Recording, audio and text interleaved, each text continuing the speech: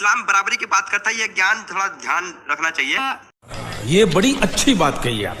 حجاب کا ذکر قرآن میں کتنی مرتبہ ہے؟ دیکھیں میں کوئی مفتی تو نہیں ہوں، نہیں تو آپ نے قرآن کا ذکر کیا، اسی لیے میں جاننا چاہ رہی ہوں۔ آپ یہاں قرآن کا گیان دے رہے ہیں، ابھی آپ نے کہا کہ مردوں کو آنکھوں کا پردہ ہے اور مہیلاؤں کو جو ہے حجاب کے لیے کہا گیا ہے، کہاں کہا گیا ہے؟ بند کرو، ہاتھ جوڑ کے میں گزارش کرتا ہوں۔ کیا نہیں کہ تم تو آنکھوں کا پردہ رکھو اور بچی کو پردے میں پھینک دو۔ چلو بھائی دیکھو اب میں کیا کرتا ہوں۔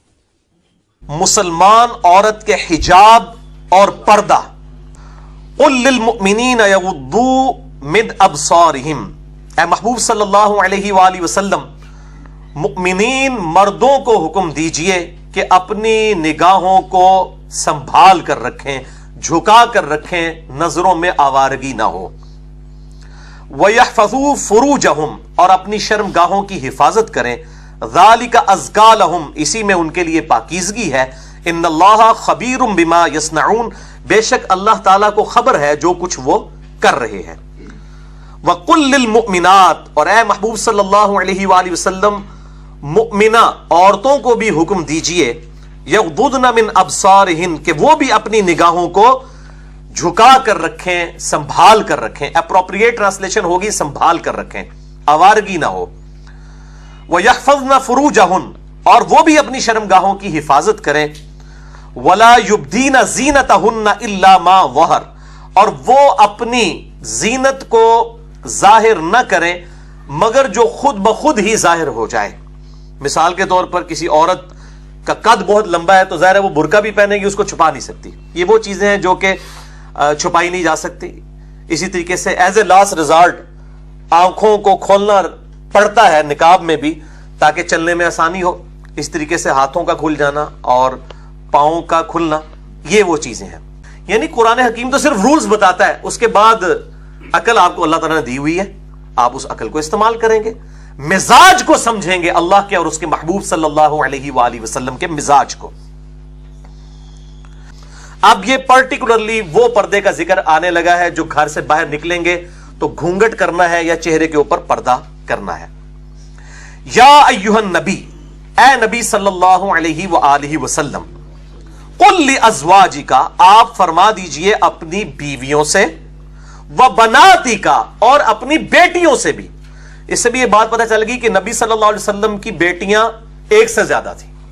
ویسے میں نے مسئلہ نمبر 159B میں بھی بتا دیا ہے کہ اہل سنت اہل تشیع کی کتابوں میں ہے کہ آپ صلی اللہ علیہ وسلم کی 4 بیٹیاں اپنی ہی تھیں، سیدہ خدیجہ سے، سگی بیٹیاں تھیں۔ اپنی بیویوں سے اور اپنی بیٹیوں سے، وَنِسَاءِ الْمُؤْمِنِينَ، اور مومنین کی عورتوں سے بھی۔ اب یہ غامدی صاحب کہتے ہیں اور شیخ البانی کہتے ہیں کہ جی یہ امہات المومنین کے لیے چہرے کا پردہ تھا، باقی عورتیں چہرہ کھول سکتی ہیں، ان کے لیے پردہ تھا۔ تو اب یہاں پہ کیا صرف امہات المومنین کا ذکر ہے؟ پہلے کہا امہات المومنین، اس کے بعد کہا اپنی بیٹیوں کو، وَنِسَاءِ الْمُؤْمِنِينَ، اور مومنین عورتوں کو، مومنین کی عورتوں کو۔ کیا یدنین علیہن من جلابیبہن، کہ وہ ڈال کر رکھیں اپنے اوپر اپنے چادروں کے، جو اوپر بڑی چادر ہے اس کے پلو اپنے اوپر لٹکا کر رکھیں چہرے کی طرف، جس طرح گھونگٹ والا معاملہ۔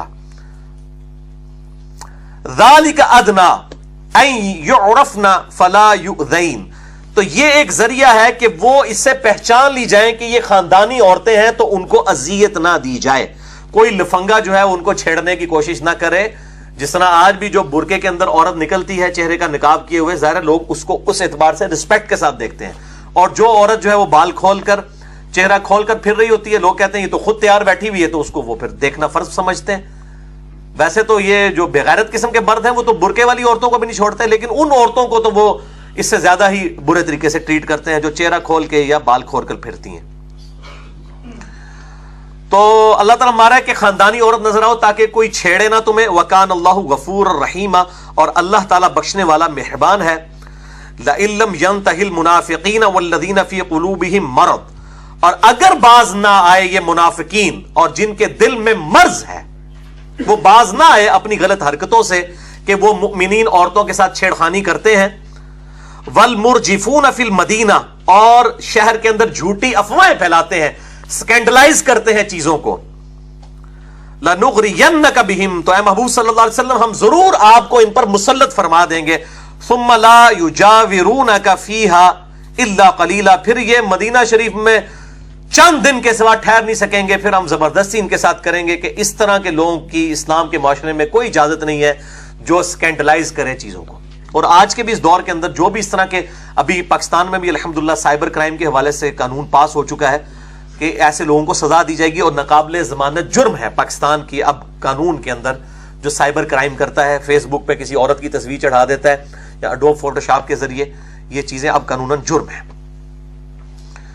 تو ان آیات کے کانٹیکسٹ میں غامدی صاحب کا یا شیخ البانی رحمہ اللہ کا اور ڈاکٹر ذاکر نائک کا یا امام خمینی کا، ان کا موقف یہ ہے کہ یہ آیات ایک خاص سرکمسٹانسز میں نازل ہوئی تھیں کہ اس وقت مدینے میں عورتوں کو چھیڑا جاتا تھا، اس لیے ذرا اس وقت حکم دے دیا گیا.